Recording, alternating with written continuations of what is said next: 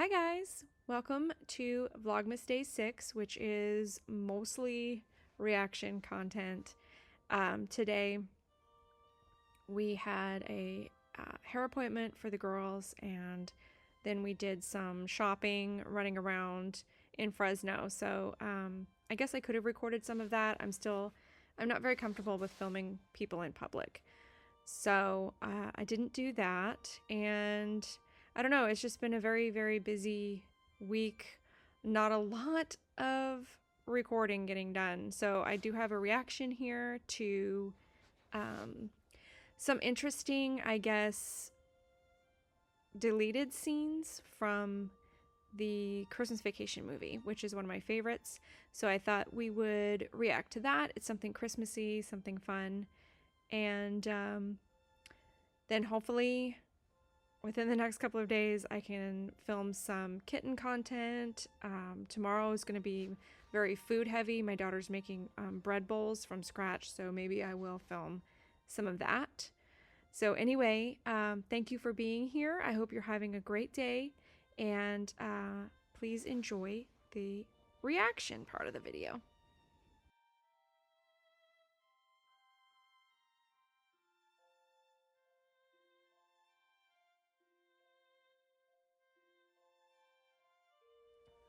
Okay, so one of my favorite movies is Christmas Vacation, and this video popped up in my recommendations today, and it's just the lost version of National Lampoon's Christmas Vacation. So I think it's probably just deleted scenes or something, but I thought it would be fun to watch.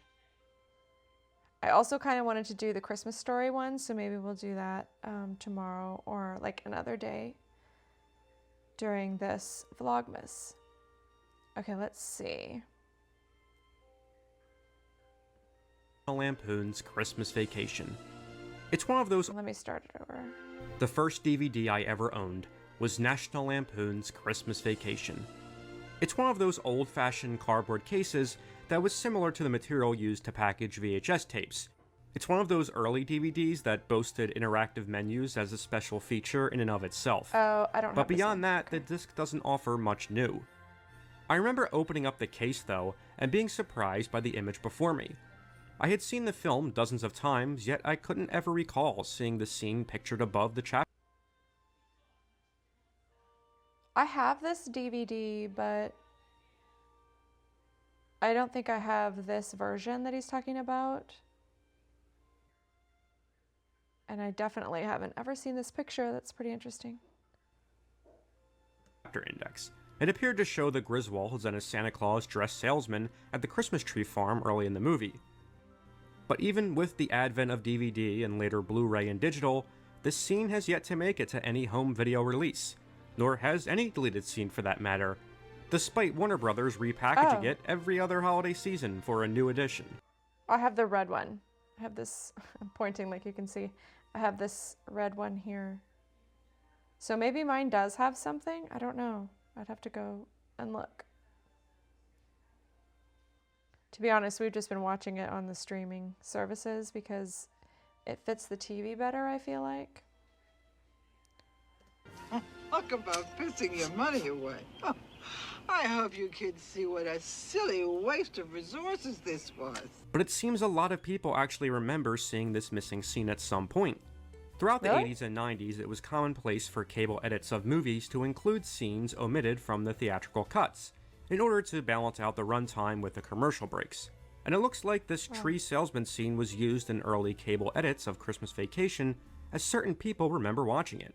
Still, the scene has yet to surface on any home video release or online, and it got me thinking about other potentially deleted sequences from the Sorry if you can hear that. My cat is scratching in his little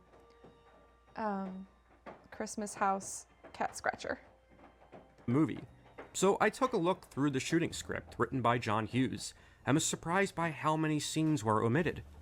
It's pretty obvious a good portion of them were filmed too, as there's little remnants of these scenes left in the final cut. You serious, Clark? Much like I've done with other films written by John Hughes, I've taken the script, production stills, and promotional material to highlight some of the scenes and line exchanges that were cut. I think we're all in for a very big treat. Just think of the finished movie as Cousin Eddie's, shitter. Shitter was full!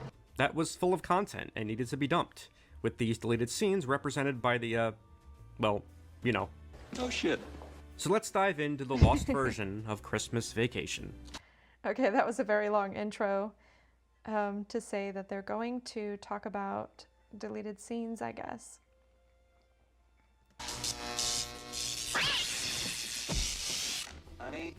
Now, as far as the script goes, it's pretty close to what happens on screen for the first 10 minutes or so, with a lot of the dialogue being delivered verbatim as written. We're not driving all the way out here so you can get one of those stupid ties with the Santa Clauses on it, are we, Dad? No, I have one of those at home. What we're looking for today is the Griswold family Christmas tree. Ending with the Griswolds finding the perfect Christmas tree, and then Clark realizing he forgot to bring a saw. Did you bring a saw? The first noticeable omission is then indeed the scene where the Griswolds return to the parking lot to attempt to borrow a saw from a character named Jolly Jerry. Oh. Okay. Well, that makes sense. Close-up trailer door. It opens on a sour-looking middle-aged man, smoking a cigarette and wearing a dirty Santa hat. What? Close-up Clark. He offers a friendly smile. I hate to trouble you, but I didn't bring a saw. The man puffs on his butt and blows smoke out of his nose. Rules say buyer provides own damn saw. He points to a painted sign on the trailer. A painted sign, black letters on white. It reads, buyer pays in advance, buyer don't use the ranch as a bathroom, buyer don't cut down more trees than he paid for, buyer provides own damn saw. Judging from the only production still available from this scene, it looks like it was also filmed as written, right down to the language on the sign. Close-up man. He scratches his nose and reaches around behind the door. Close-up Clark. He looks at the family. Sometimes you just have to ask nice. Close-up man. He holds up a shovel. This answers the question of how the Griswolds got the tree out of the ground. And while it's nice to get some explanation for that, the hard cut from Clark realizing he forgot the saw to the tree atop their car is worth deleting this scene. It is. It's true. You just kind of get the idea, right? I thought he pulled it out with the car, but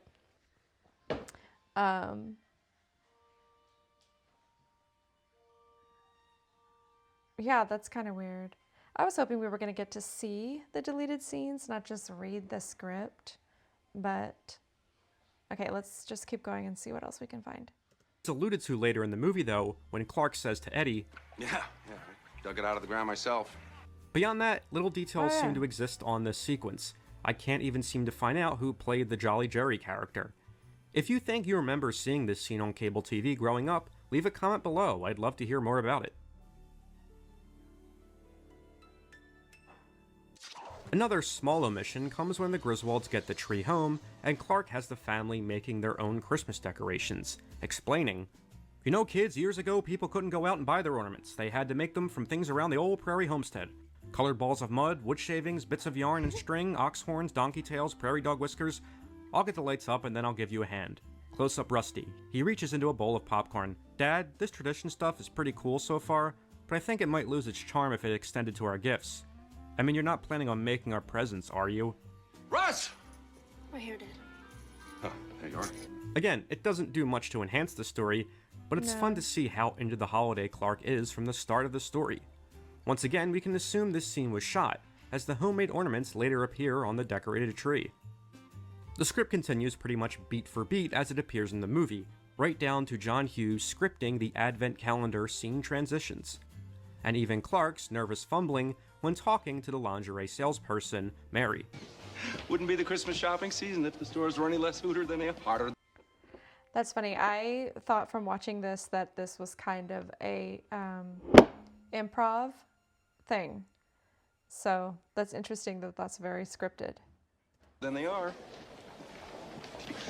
Whew, it is warm in here. There's a small exchange, though, that takes place after Rusty catches Clark flirting with Mary, and he tries to explain the situation to Rusty, saying, boy, did I get a lot of shopping done, and that funny-looking gal back there was so helpful. Funny-looking? That wasn't fair of me. Unusual-looking. So tall and skinny and top-heavy. The wide hips, the narrow waist, the real big eyes and lips, and if her cheekbones were any higher, gee whiz, she'd have to open her mouth to put in her contacts. But she was nice, and she knew her underpants, and that's all that's important. Dad, she was CoverGirl material. Yeah, for like a medical journal, sure. Gee, I hope I remember where I parked the old truckster. That would have been funny. That would have been really funny to put in there. Once again, cutting this scene right before these lines tightens the pacing, but it still would have been great watching Clark fumble his way around explaining things to his son. Can't see the line, can you, Russ? No. Very similar to this scene in the first vacation. Not with girls. You think I was swimming with girls? It was just one girl. I saw her. Girl. Was that girl? Oh, no, that's a waitress. No, I was just ordering in. She's a... Skipping ahead a bit, there's a scene where Clark goes up to the attic to hide Christmas presents. And finds a forgotten Mother's Day gift in the process. Evidently, the gag didn't stop there, as Clark continued to I was hoping that they would open this. I wanted to know what's in the gift. find forgotten presents for his wife throughout the attic. There's even a still image that seems to showcase Clark finding one of these gifts. Now, while Clark gets trapped in the attic, the rest of the family goes shopping. But in the script, we cut back and forth between Clark and his family at the mall. Here's one of those scenes where we would have seen Clark's parents at the mall trying to decide what to get Rusty for Christmas. I don't see anything wrong with getting Rusty an air rifle. That's what he wants. Ellen said no, you heard her. Alright, Clarky had one when he was a boy, and he put out all the windows in the garage and you threw it away. No, I think he'll be just as thrilled with a manicure set. Yeah, you're right. There's nothing more important to a young fellow than well-groomed fingernails. The set also includes a nifty toenail clipper. That's a heck of a nice deal, especially in the summer. It's fun to see the family characters expanded upon a bit, but I can understand why these scenes were cut.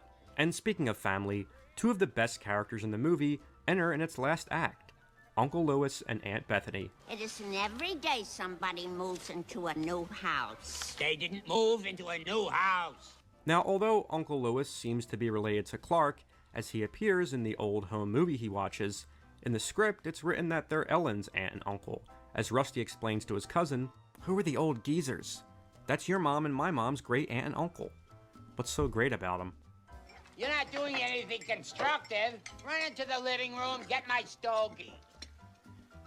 I'm not sure if this was something that they changed during filming or what, but the surprising element is that in the script, Uncle Lewis and Aunt Bethany have quite a bit more dialogue than what appears in the movie, and it's all just as quotable as what makes it in the final cut. For instance, later in the movie when Uncle Lewis sets the tree on fire while lighting his stogie, Rocky asks his dad if Santa is still coming. Will Santa Claus still come? That's a good question, Rock. Catherine, if the tree's... Of course he'll still come, Rocky. If he's smart, he'll stay well clear of this joint. It's a death trap from stem to stern. Lewis's line here... I really would have liked to have seen these. But that's okay. They sound funny. Here actually made it into one of the trailers. If Santa is smart, he'll stay well clear of this joint. It's a death trap. Adding to the evidence that a lot of these exchanges were filmed and later cut to tighten the pacing. Damn it, Bethany, he guessed it. In the squirrel scene, there's some truly twisted dialogue emitted from Lewis as well, as the squirrel eventually runs up Bethany's skirt. Close up Bethany. A puzzled look on her face. She grimaces and gives a yank on her undies. Oh my, I hope somebody got me a girdle. This one's pinching and binding something terrible. The family's in horror as they watch Bethany. Oh my goodness. Their point of view. Bethany is still unaware of what's up her skirt. We can see the squirrel scrambling around her lap. Close up Lewis and Clark. He looks up from Bethany to Clark. You can write that son of a bitch off. Nothing goes up there and lives to tell about it. But one of my favorite deleted lines from them comes shortly after they arrive. Clark, that's the ugliest goddamn Christmas tree I've ever did see. What the hell did you do to it? He reaches out and touches it. I'm glad I'm not sleeping here tonight. You and me both. This son of a bitch can't wait to catch fire and kill a household. Oh, wow. Boy, do you smell that? Oh dear, I'm so sorry. The turkey, Bethany. He's smelling the turkey. Oh dear, did I break wind? Now, in the scene where the turkey is, served, the movie cuts right to everyone trying to eat it. But in the script, Clark notices something else inside the turkey. Close up Clark. Oh goodness. He fishes through the debris and comes up with a can of prepared poultry stuffing. Ed, did you make the dressing?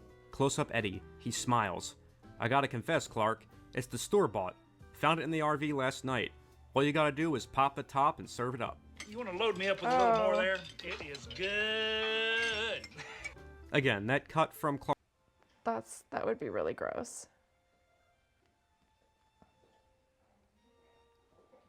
But kind of a little over the top, I think. Clark looking at the turkey to the whole family works great as is.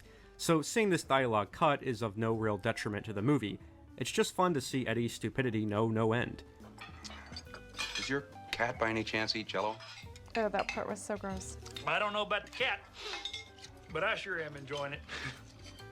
While the movie is definitely filled with ad-libs and quips that were not scripted, I have to hand it to John Hughes for just how perfect the dialogue was written here. Nobody's walking out on this fun old-fashioned family Christmas. No, no, we're all in this together. This is another part where I thought he was making this up. I thought he made this up. Wow. All the way down to the last word. This is a full-blown 4-alarm holiday emergency here. We're gonna press on, and we're gonna have the happiest Christmas since Bing Crosby tap danced with Danny Kaye.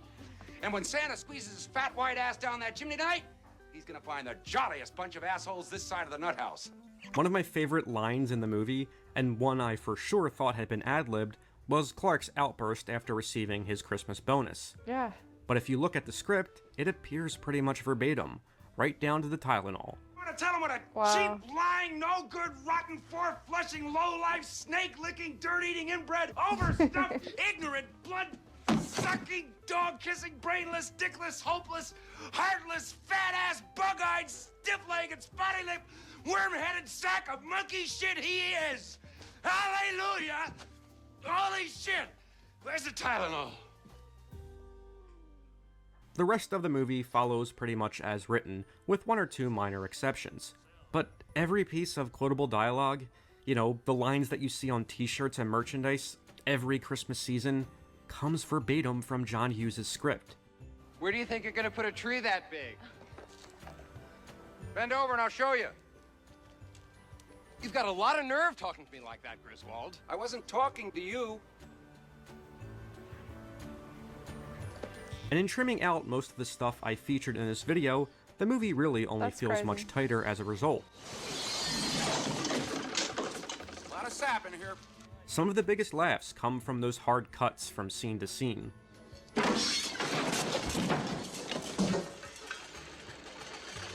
Still, it'd be nice to see some of this deleted footage out of context, for no other reason than showcasing just how great every performance is in this movie. You have to check every bulb. A little knot here. Work on that. Yeah, I want to see these scenes. Now before we wrap up, there's one final scene deleted that would have come after the end credits that I feel should have been left in. After Uncle Lewis throws away the match that ignites the explosion and sends Santa and his sleigh into the night sky, we would have seen Todd and Margot, the Griswolds' neighbors, having made up and finally resting in bed. It's over, honey. Griswold had his Christmas, nothing else can happen. It's quiet, it's peaceful, all is calm. Will you just hold me? Of course. He folds her into his arms. Let's go to sleep and let visions of sugar plums dance in our heads. I'm so tense. Sweetheart, if we don't go to sleep, Santa Claus won't come. You're so cute. A long beat, and the Santa, the reindeer, and the lights crash to the ceiling into the bedroom. Fade out. That would have been perfect. Aw. It's too bad that they didn't put that. While it would be fun to see all of these scenes surface someday, Christmas Vacation is also great as is. The desire to want to see more is only proof of that. But if you want more Christmas Vacation, just watch the sequel. Sack of monkey shit he is! Hallelujah! There's a sequel? I've never even heard of that. Okay. Well, that was pretty interesting. I was hoping that it would be the actual scenes so that we could see them, but I guess they don't even exist. People don't have access to them. But it was cool to see parts of the script and kind of imagine what they would have said. and what it would be like. But okay, I think maybe next time we will do the Christmas Story one, because it's like weird facts. Maybe it will have more like cool, fun information about the movie. But this was good. What is your favorite Christmas movie? Mine is The Grinch, I think, with Jim Carrey. So yeah, leave it in the comments. Let me know. Thank you for watching, and I will see you tomorrow.